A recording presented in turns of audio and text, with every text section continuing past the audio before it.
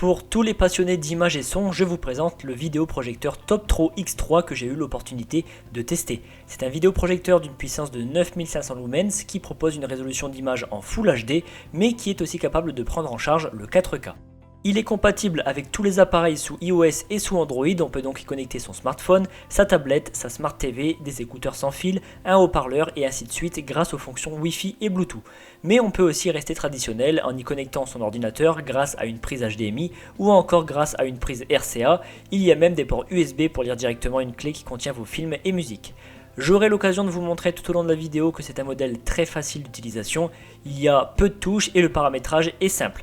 Allez, je commence par un petit unboxing, on va déballer ensemble ce vidéoprojecteur. Donc je rappelle, il s'agit du modèle X3 de la marque Toptro, livré dans ce petit carton compact. Donc premier point positif, c'est très bien emballé puisque le vidéoprojecteur est dans une sorte de sacoche. Regardons ce qu'il y a à l'intérieur. Les fermetures sont zippées, donc je les ouvre.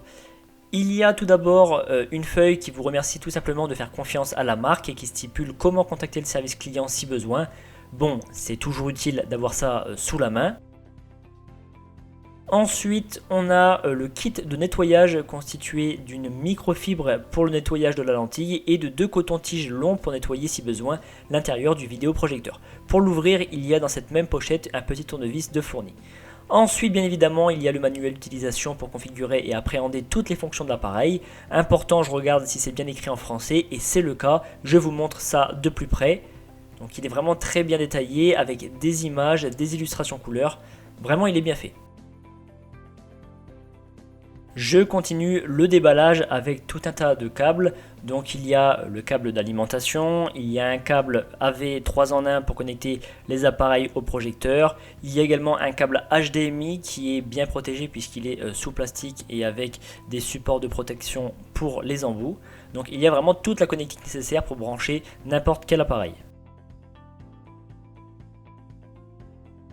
Il y a une télécommande pour le contrôle à distance, je regarde toujours que les piles soient fournies. Et bien pas de chance, ce n'est pas le cas. Je sors maintenant l'élément le plus important, évidemment c'est le vidéoprojecteur. Par contre, concernant la protection, c'est vraiment impeccable. Il y a un film en contact direct avec le produit, par-dessus un papier bulle et encore au-dessus il y a le sac noir. Et ça c'est encore protégé par le carton d'emballage. Donc gros point positif parce que parfois, durant le transport, les colis sont malmenés. Voici le vidéoprojecteur tout en blanc, je vous le montre bien sous tous les angles. Et on va regarder de plus près la connectique qui se trouve à l'arrière. Donc les deux premières fentes sont 2 ports USB pour brancher directement une clé dessus sur laquelle il y a votre contenu multimédia. Ça peut être aussi une clé TV. Les 2 ports suivants sont des entrées HDMI pour connecter votre téléviseur, votre PC ou autre.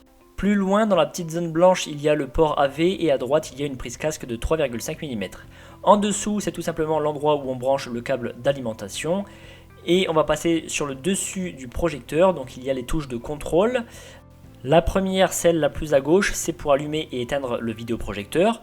Au milieu il y a la touche M, c'est le bouton de menu et tout à droite il y a la touche retour en arrière. On continue avec les touches du dessus, et bien c'est très simple, ce sont les 4 flèches directionnelles pour s'orienter dans le menu et au milieu il y a la touche OK. Et en noir il s'agit de bagues de réglage, donc la première que je vous montre concerne la correction trapézoïdale, donc en gros c'est l'orientation du rectangle de l'image, et la deuxième, la plus grosse, c'est celle pour la mise au point. Quand on veut faire la mise au point, la lentille s'avance ou se recule.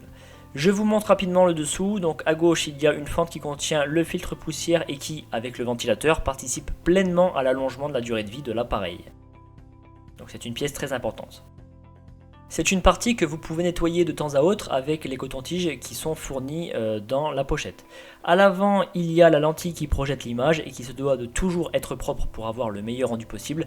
Vous l'avez vu, il y a un cache qui est mis devant, donc il faut penser à enlever avant de s'en servir. Je porte le vidéoprojecteur pour appréhender son poids, il reste assez léger au final avec ses 2 kg, ce qui est une bonne chose puisque ça le rend maniable.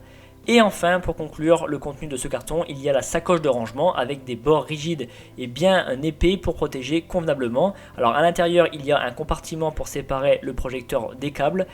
En réalité, cette sacoche fait aussi sac à dos grâce à ses 2 bretelles et c'est génial puisque ça facilite considérablement le transport. Allez, il est temps de tester l'appareil, je l'ai branché, j'ai fait un peu de place à la maison pour avoir un carré de mur blanc. En allumant le vidéoprojecteur, on arrive directement sur le menu principal. Donc en haut à droite, il y a une roulette crantée pour accéder aux réglages et c'est là-dessus qu'il faut se rendre pour tout configurer. Donc pour y accéder, je le fais à l'aide des flèches directionnelles sur le dessus du projecteur et j'appuie sur la touche centrale OK. On arrive sur cette interface qui affiche 9 cases de réglage, donc en commençant de gauche à droite et de haut en bas, il y a la configuration du Wi-Fi, la configuration du Bluetooth et les réglages d'image, donc ça va être la luminosité, le contraste, etc. Le reste, ce sont les réglages propres à l'image et au son et les mises à jour système. Et la toute dernière case, c'est le choix de la langue du projecteur. Je vous montre rapidement cette dernière case pour vous montrer les nombreux choix de langue qui sont disponibles. Je ne vais pas vous montrer les réglages techniques du son et de l'image, ça n'a pas grande utilité. Par contre, je vous montre rapidement la configuration du Bluetooth. Donc le projecteur va détecter tous les périphériques aux alentours et il suffit de sélectionner celui de son choix. Et concernant le Wi-Fi, c'est pareil, tous les réseaux aux alentours vont être détectés, vous sélectionnez le vôtre, vous rentrez le mot de passe et c'est tout bon.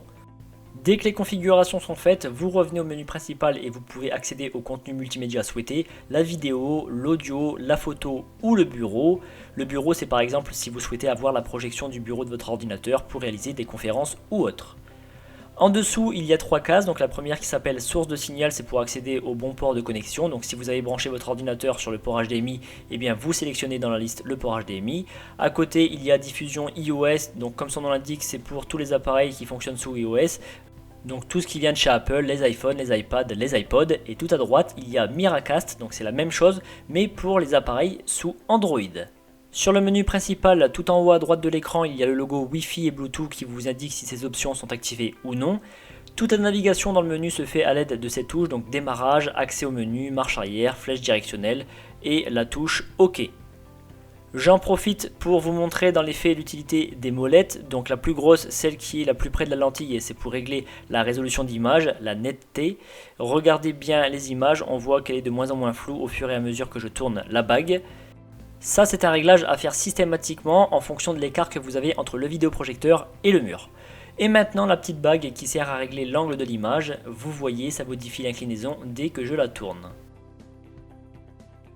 Je ne pouvais pas faire une vidéo sans essayer de connecter ma tablette, donc c'est ce que je vais faire, projeter l'image de ma tablette sur le mur. Je tiens à vous dire que toutes les procédures pour connecter ces appareils sont indiquées étape par étape dans le manuel d'utilisation, il est vraiment très bien fait.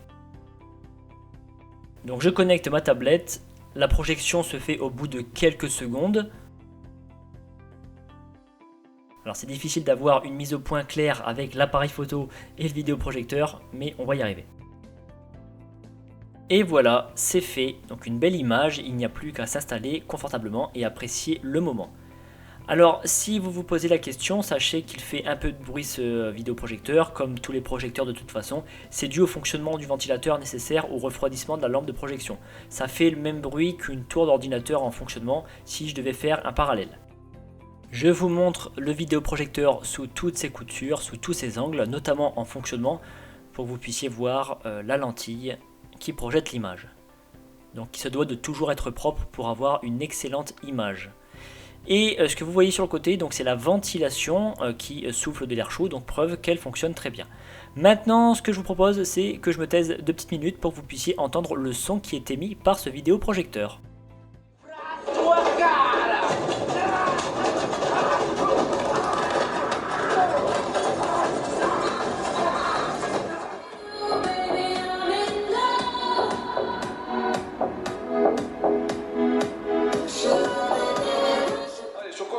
Alors, vol à l'arraché.